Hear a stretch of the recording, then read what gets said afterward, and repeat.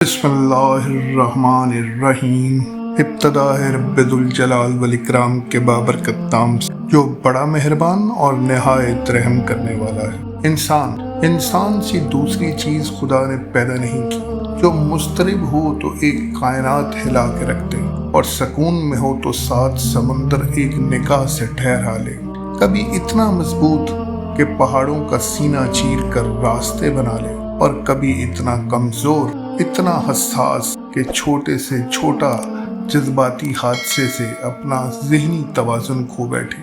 یہی حضرت انسان جب اپنے مصمم ارادے کے ساتھ ڈٹ جائے تو ایک عالم کو بدل کے رکھ دیتا ہے، اور کبھی کبھی تو یہ اپنی ناکامی اور کمزوریوں پر بیٹھا قسمت کو روتا ہوا بھی دکھائی دیتا ہے۔ آج اگر ہم اپنے ارد گرد کی دنیا پر ایک طائرانہ نگاہ ڈالیں تو یوں لگتا ہے جیسے دنیا میں ایک ہلچل مچی ہوئی ہے، نفسا نفسی کا عالم ہے۔ بیشتر لوگ بوکھلائے پھر رہے ہیں، اور ان میں اکثریت امت مسلمہ کی نظر آتی ہے جو انفرادی اور اجتماعی دونوں سطح پر نا اتفاقی، خود غرضی، بے بسی اور کمزوری کا شکار ہے۔ دیکھا جائے تو جہاں کہیں طاقت، آسودگی اور خوشحالی نظر آتی ہے، وہاں اکثر و بیشتر ان خوشحالی کے محلوں کے پیچھے بے شمار لوگوں کی حسرتیں، محرومیاں اور پسماندگی بھرے احساسات کا ایک جہاں بھی پوشیدہ ہوتا ہے۔ کتنے ہی تاج محلوں کی بنیادوں میں ان گنت دست بریدہ لوگوں کی داستانیں پوشیدہ ہوتی ہیں۔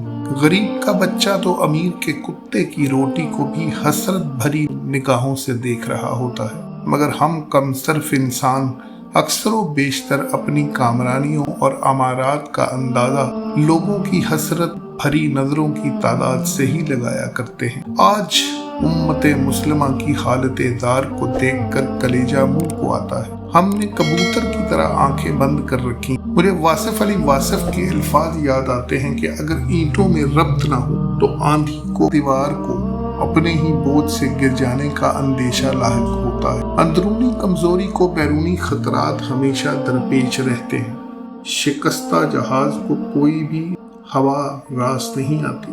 آج ہمارے انفرادی اور اجتماعی رویے ماضی کی طرح قابل تقلید تو چھوڑ قابل ستائش بھی نہیں رہے۔ ہمارے معاملات زندگی خود غرضانہ ہو چکے ہیں۔ دراصل ہم سب لوگ اپنی اپنی حقیر چوٹی پہ پاؤں دبا کر کھڑے ہیں۔ یہی انفرادی رویے آگے چل کر ہمیں بحیثیت قوم متعارف کرواتے ہیں۔ بنیادی طور پر اگر دیکھا جائے تو انسانی شخصیت کی تشکیل میں 3 عناصر کا اہم کردار ہے: وین، ول اور ویلیوز۔ اور وین، ول اور ویلیوز کسی بھی قوم کی شناخت بھی بن جاتے ہیں۔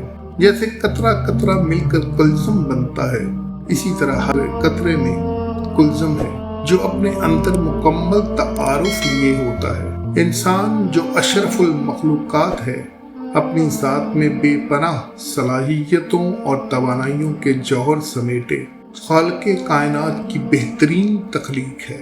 اس جوہر کی تلاش اور پہچان کے بعد انسان خود کو انسانیت کے بلند و بالا مقام سے ہمکنار کر سکتا ہے۔ کہتے ہیں کہ ہر ظاہر میں اس کا باطن تلاش کرو، جیسا کہ اللہ رب العزت قرآن حکیم میں ارشاد فرماتا ہے کہ لوگوں کو اس بات سے آگاہ رہنا چاہیے کہ یہاں افراد اور اقوام کی اپنی مرضی پر منحصر ہے کہ وہ آگے بڑھ کر ترقی کی منزلیں طے کرنا چاہتے ہیں یا پیچھے رہ کر پسماندگی کی زندگی۔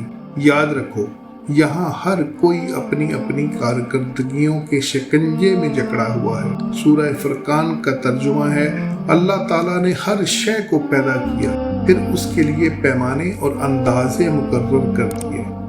اب رب کائنات کی سٹیٹمنٹ کے بعد کسی اور کا حوالہ دینا مناسب نہیں۔ انسان اپنی کمزوری، کم ہمتی اور کاہل پسندی کے باعث اپنی حالت میں تبدیلی لانے کی ذمہ داری قبول کرنے سے گریز پا ہے، اور الزام سارے کا سارا قسمت کی جھولی میں ڈال دیتا ہے۔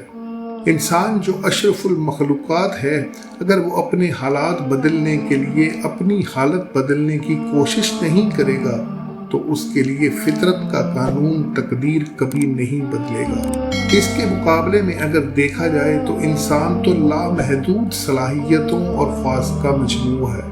انسان کو مجبور محض سمجھنا بہت بڑی نادانی ہے۔ بے یقینی کی کیفیت ہم سے نہ صرف ہمارا چین سکون چھین لیتی ہے بلکہ ہماری شناخت، ہماری انفرادیت کو بھی ختم کر دیتی ہے۔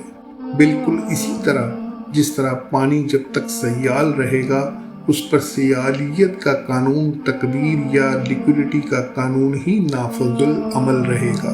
شعور ذات سے ابھرو، مقام ذات کو پاؤ، خرد کو چھوڑ دو، تنہا جنوں کی آگ سلگاؤ، رہو دھرتی کے مسکن میں مگر پرواز مت چھوڑو، کبھی عرش بری دیکھو، کبھی تاروں کو چھو آؤ، تمہیں بخشا گیا ہے دل، عطا تم کو ہوئی آنکھیں، جلاؤ جوت آنکھوں کی، دلوں میں روشنی پاؤ، تمہاری ذات کے ریشے چنے کس نے نفاست سے، جو اپنی ذات میں اترو، خدا کی ذات کو پاؤ، خدا کی ذات کو پاؤ، خدا کی ذات کو پاؤ۔ صدق اللہ العظیم۔ میرا چینل سبسکرائب کرنا، لائک کرنا